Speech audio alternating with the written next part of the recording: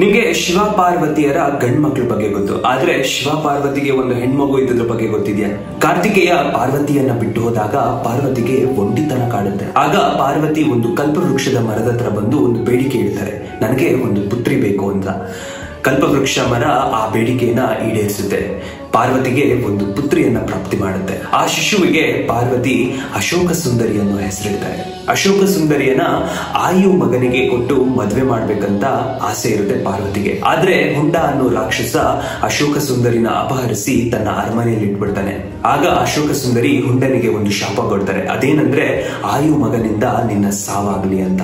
ಹುಂಡ ಆ ಶಾಪಕ್ಕೆ ಎದುರಿ ನಹುಷನ ಕೊಲ್ಲಕ್ಕೆ ಹೊರಡ್ತಾನೆ. ಆಗ ವಶಿಷ್ಠ ಮುನಿಗಳು ನಹುಷನ ಬದಲು ಬೇರೆ ಒಂದು ಮಗುನ ಅಲ್ಲಿಟ್ಟು ನಹುಷನ ಎತ್ಕೊಂಡು ಹೊರಡ್ತಾರೆ. ಆ ರಾಕ್ಷಸ ಆ ಮಗುವನ್ನ ಕೊಂದು ನಹುಷನ ಕೊಂದಿದ್ದೀನಿ ಅಂತ ತಿಳ್ಕೊಂತಾನೆ. ನಹುಷ ವಶಿಷ್ಠ ಮುನಿಗಳ ಹತ್ರ ಬೆಳಿತಾನೆ. ನಹುಷ ದೊಡ್ಡವನಾದ್ಮೇಲೆ ಅವನ ಜನ್ಮ ಕ್ರಿಯೆ ಬಗ್ಗೆ ಗೊತ್ತಾಗುತ್ತೆ. ಆಗ ಹುಂಡ ರಾಕ್ಷಸನ ಸಂಹಾರ ಮಾಡಿ ಅಶೋಕ ಸುಂದರಿಯನ್ನ ಮದ್ವೆ ಆಗ್ತಾನೆ. ಸ್ವಯಂ ಶಿವನ ಅಳಿಯನಾದ ನಹುಷನಿಗೆ ಒಂದಿನ ಸಪ್ತ ಋಷಿಗಳು ಒಂದು ಶಾಪ ಕೊಟ್ಬಿಡ್ತಾರೆ. ಅದ್ಯಾಕೆ ತಿಳ್ಕೋಬೇಕಾ? ಹಾಗಾದ್ರೆ ಹರ ಹರ ಮಹಾದೇವ್ ಅಂತ ಕಮೆಂಟ್ ಸೆಕ್ಷನ್ ಅಲ್ಲಿ ಹಾಕಿ.